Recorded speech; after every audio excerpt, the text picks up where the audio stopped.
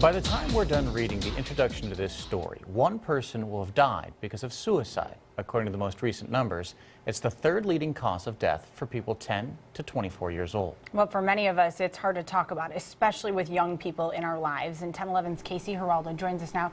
Casey, you sat down with kids to have this conversation. Yeah, it was a hard conversation to have, but it's something I've heard we just aren't talking enough about. So I figured, why not go to the people that we're talking about, the teens? I recently sat down with some young adults and asked them some of the hard questions about suicide.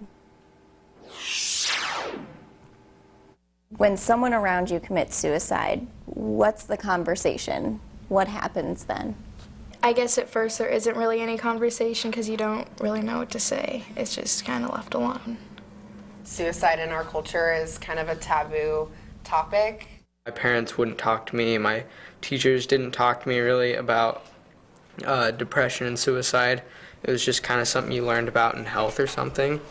But once it actually did happen in our community, then people started talking about it and people started being more aware of it. We just need to be very thoughtful and mindful when it comes to the people in our community and the people in our age group especially, because of all of these things that have been happening recently. I think that we need to really take it more seriously than it has ever been taken before.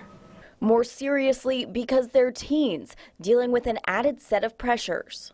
Inside those walls, how is it different maybe than for an adult to be a teen going through something, having these thoughts? As a teenager or just being in high school and stuff like that, there's a lot more gossip and rumors that go around. You're kind of expected to live up to a lot of expectations, like expectations from friends, expectations from like parents, and if you have siblings, then people that look up to you and stuff like that, and to keep your grades up and, you know, to keep a smile on your face. That's what people view as being socially acceptable. It's just a lot of pressure to put on, you know, a teenager's back, and it just kind of weighs them down a lot. I think why it's really challenging, especially for teens, is they don't necessarily have all the skills and ability to communicate their feelings.